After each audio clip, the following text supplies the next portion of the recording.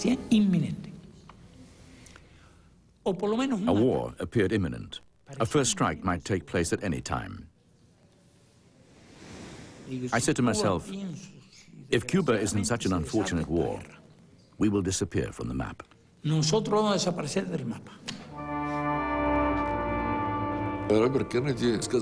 Robert Kennedy came to me and said, Mr. Ambassador, the situation is very tense. Your missiles have just shot down our plane. Our generals demand that we retaliate. If we start bombing, you will fight back. What can we do? It was a perfectly beautiful night, as fall nights are in Washington. I walked out of the President's Oval Office, and as I walked out, I thought I might never live to see another Saturday night.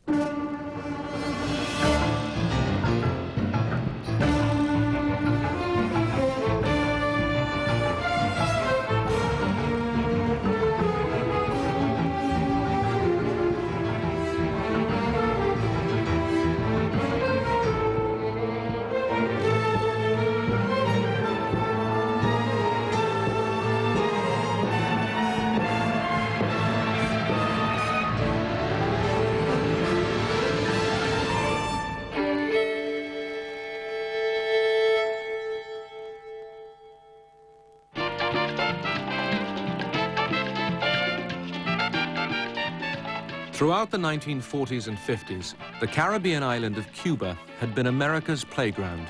Beaches, booze, and casinos. Havana had it all. Cuba's land and industry were owned almost entirely by American corporations. We consider part of the United States practically, just a wonderful little country over there that was of no danger to anybody. As a matter of fact, was a rather important economic asset to the United States.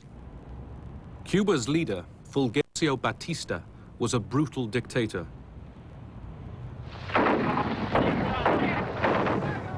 His people were turning against him. After years of guerrilla fighting in the mountains, a charismatic 33-year-old lawyer, Fidel Castro, entered Havana on the 8th of January 1959.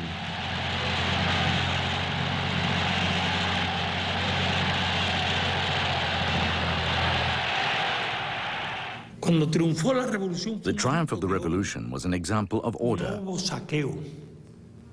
There was no looting. No one was dragged along the streets. There were no murders, no crimes. There was perfect order. In this perfect order, over 500 members of the former regime were accused of crimes against the people, tried and executed.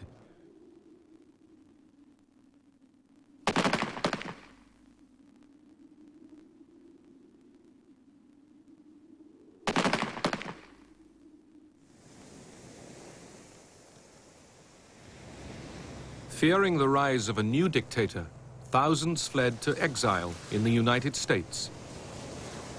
But to most people, Castro was a hero. La revolución prometió empleo a la población. The revolution promised to provide jobs for the people.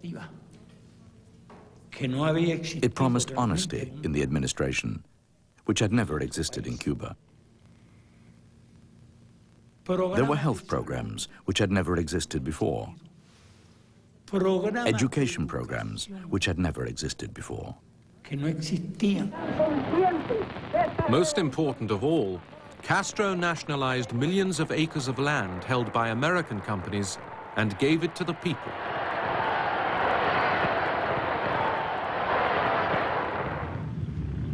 Eager to tell the world of his revolution, Castro flew to New York to speak at the United Nations. President Eisenhower was too busy to see him. But Nikita Khrushchev, the Soviet leader, was delighted to embrace a new revolutionary and offered him economic assistance. Cuba decided to buy oil from the Soviet Union, which would be cheaper. The country could also get credit from the Soviet Union, who were willing to help us. But the American companies refused to refine the oil. With nowhere to refine the Soviet oil, Castro was faced with economic disaster. He sent in his militia and took over the foreign refineries in Cuba.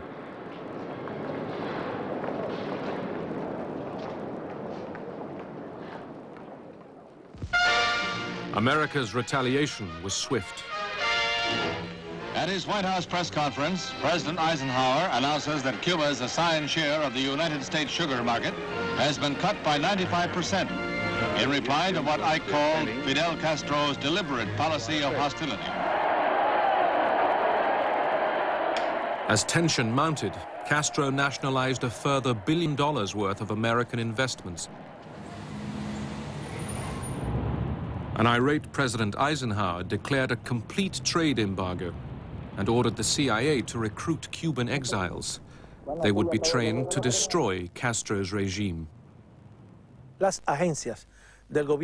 Government agencies of the United States began training people to bomb Cuba and to burn the sugarcane fields. They used small planes with incendiary devices to set fire to the fields. It was very serious. This was the only wealth we had.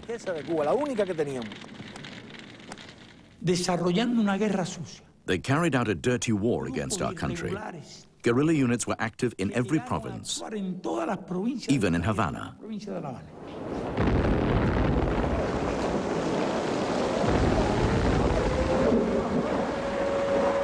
Over 100 people died when La Cubra, a freighter unloading arms and ammunition from Belgium, exploded in Havana harbor.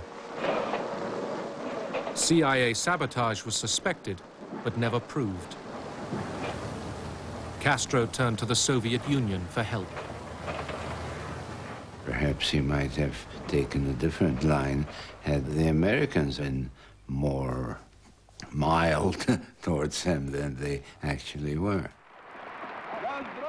The Cold War was in its full bloom, so whatever was unpleasant to the Americans was welcomed in this country, and vice versa, I would say.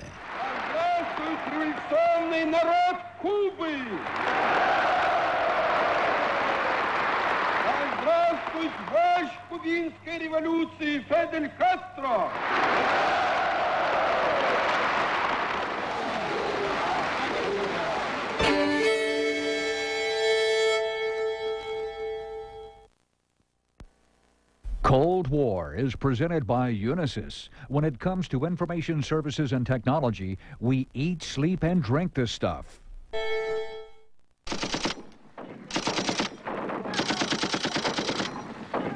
At a secret base in the Guatemalan jungle, American CIA agents had been training Cuban exiles to invade Cuba. This, they thought, would be the impetus for the Cuban people to rise up and overthrow Castro. The plan was presented to the new president, John F. Kennedy. Kennedy felt that a plan that he had inherited, under which a band of Cuban exiles were to liberate their own country, was one he could hardly turn his back on. Surely the United States should help get rid of a communist dictatorship in our hemisphere. The CIA badly misled the new president, promising him an easy victory and an end to the Cuban problem. Kennedy agreed to the invasion, but demanded crucial changes to hide America's involvement.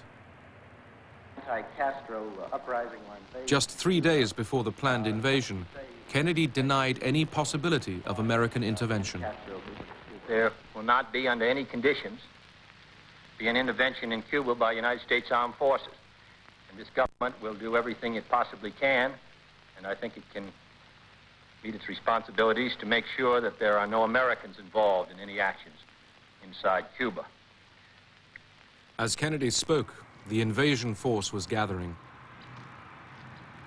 An advance wave of American bombers planned to destroy Castro's air force on the ground. The president, worried that this might reveal Washington's role, ordered the operation scaled down.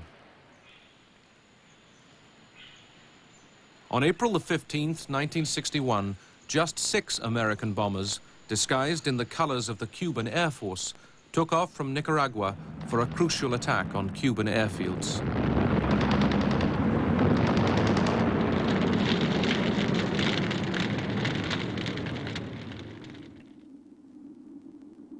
But with so few bombers, only 3 Cuban planes were destroyed. 7 civilians were killed.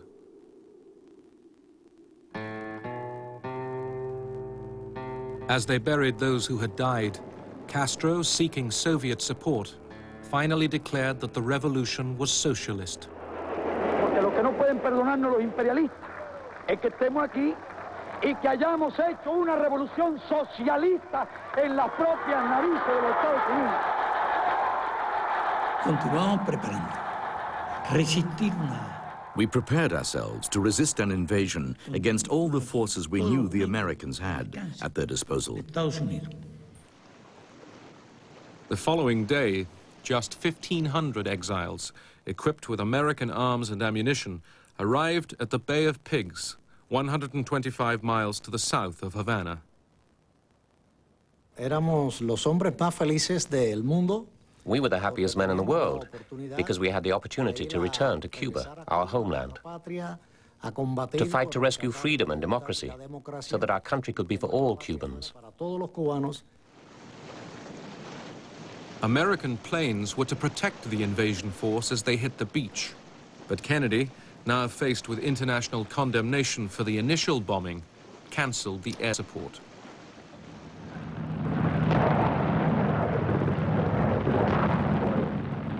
Castro's remaining air force quickly destroyed the ships carrying vital ammunition supplies. Mistakenly believing that this was a full-scale American invasion, Cuba mobilized all its forces. Los peores momentos eran los iniciales, cuando teníamos poca información. The worst moments were at the beginning. We didn't have much information about the enemy. We didn't know if they were 1,000, 3,000, or 10,000. We didn't know what types of weapons they might have. We didn't know if this was a total invasion. Si podía provocarse una invasión.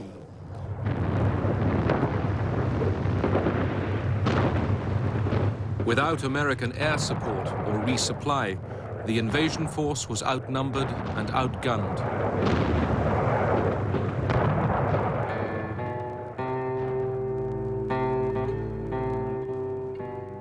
Within 72 hours, the invaders were either captured or dead.